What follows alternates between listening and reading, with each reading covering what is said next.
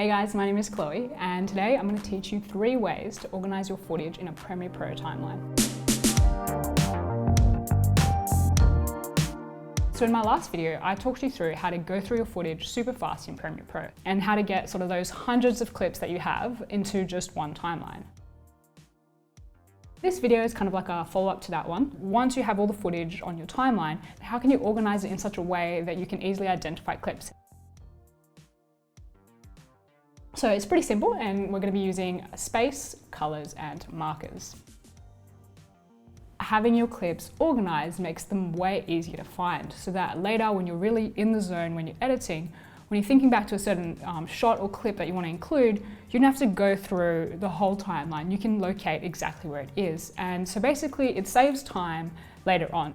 And also this method of going through your B-roll will also help you identify any recurring themes that are happening or similar types of shots that you may have gotten, one on day 1, one on day 3, one on day 5. Being able to organise your footage will let you link up those different shots and help you when you're later creating the edit to sort of tie everything together into just one cohesive story.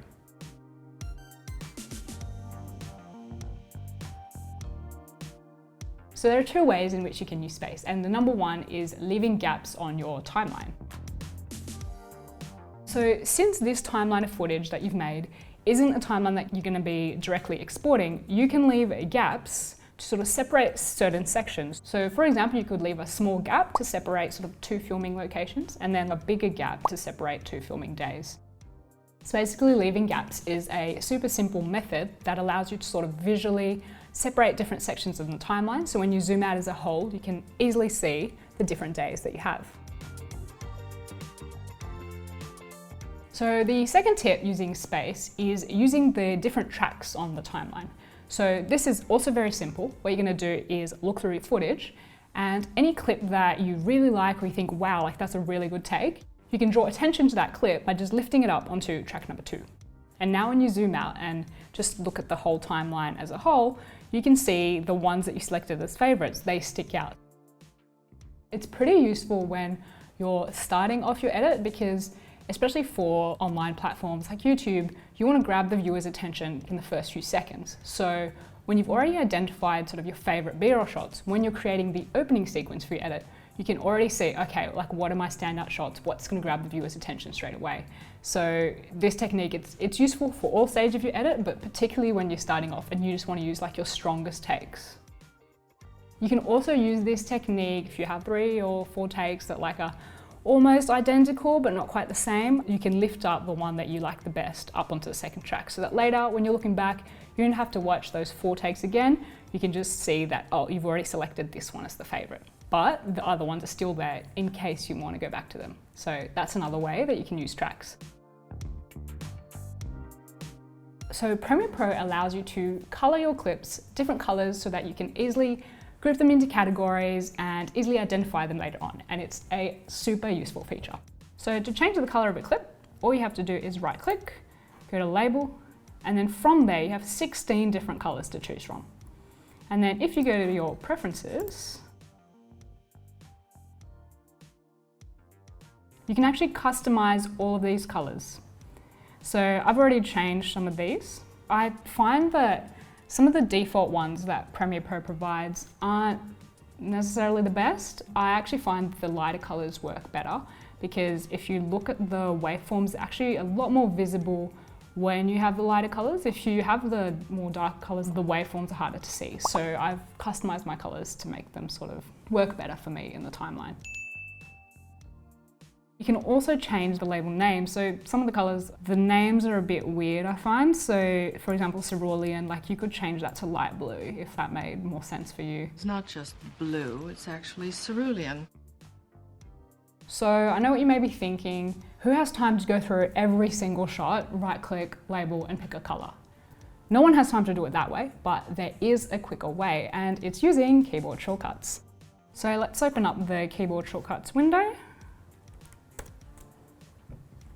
So if you're on the default setup, your numbers at the top here, they will be to select the different camera. Unless you're doing multicam editing, you won't need these set to this. So we can go ahead and change them. If you do multicam editing, you can always save the changes that I'm about to show you into a different workspace. So let's switch back to my setup. So this is what I've got. You can also use the function keys at the top.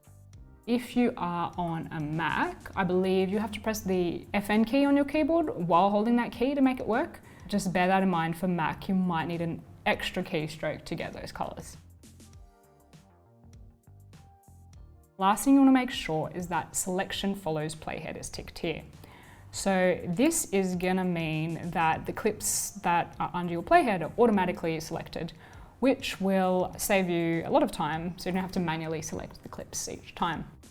If you are struggling to remember which keyboard shortcuts bring up which color, one thing you can do is do a little printout like I have done. This is just a screen capture of the keyboard shortcuts. And if you have that in front of you while you edit, it can help to get you to remember.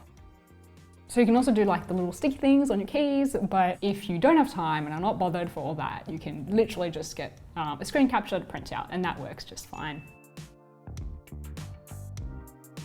So now that I've covered sort of how you can change the colors in Premiere, let's go through sort of an example of how this could be useful to label your footage. So the great thing about this is it's completely up to you, like what you want the different colors to represent. I like to sort of go through the project and sort of pick out recurring themes or like types of shots that I see that I'm using in different parts of the edit. As an example, let's use a trip that I did to Switzerland in 2017. And I'll sort of run through my process for organizing the different clips and using colors to do so. So here you can see this is the original timeline without any gaps or any labeling whatsoever, and it's kind of intimidating. Like there's a lot of shots there and it doesn't make me wanna edit just looking at that. So this is the version of the timeline with the gaps. So already we can see there's different sections, it's a bit more digestible. And this is with my favorite tracks lifted up. And now we're going to go through using colors. So if we just look through this, we can start looking at like what are some of the different shots that occur. So at the beginning, we've got a lot of plane shots. Here we've got some point of view shots of my watch. Now we've got some shots in the cable car, some shots in the car, so forth. It goes on.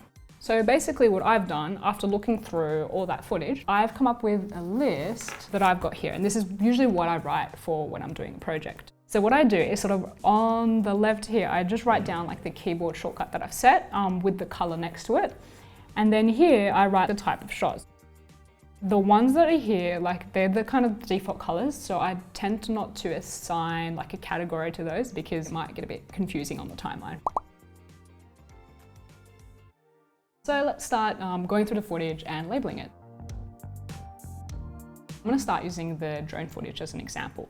So I had a category which was specifically for drone footage. So this one is pretty straightforward. I'm going to press 6 for the berry color.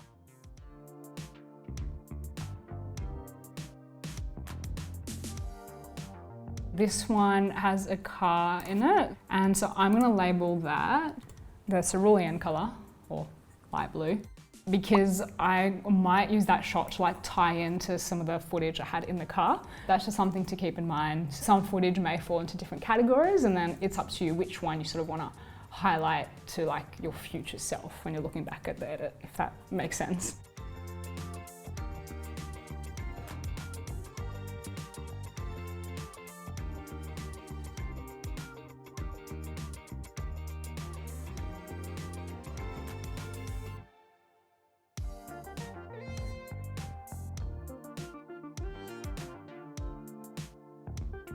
This shot is an example of something which doesn't really fall into any category. It's like a nature close-up, but since there aren't too many shots like this, I haven't really created a category for it. So this is one of the ones I'm just going to leave as is, and you may find that there are a few scattered throughout your edit, and that's all right, because there won't be too many left over. I hope by the end of the edit, they'll kind of be easily identified as well. So basically you would keep looking through footage like this, and then once you're finished, you'd have something that looks like this with all the different colors. And now straight away, when you have your list on paper of what all the different groups are, looking at your timeline, you can very easily see where your shots are. Basically, you can add markers to certain sections of your timeline to sort of signpost certain parts and to leave text comments in there. This can be very useful if you're passing the edit off to someone else. Otherwise, if it's just you editing, your future self will look back and thank you for all the notes that you've left for them. So to add a marker, make sure that your focus is on the timeline and make sure that no clips are selected, and just hit the letter M on your keyboard and the marker will appear there. And to edit it, all you have to do is double click on it, hit enter or OK, and if you hover over, you can see what you've labeled the marker as. And if you want to move it, you can move it around. And if you hold down the Alt key, you can also change the duration. Again, like colors, the great thing about markers is they can sort of stand for anything that you want them to be. So you could use markers to label the different days or the different adventures that you went on in your trip. And markers as well can have different colors. The sky's the limit in terms of like what you can do and how they can be useful to organize your footage.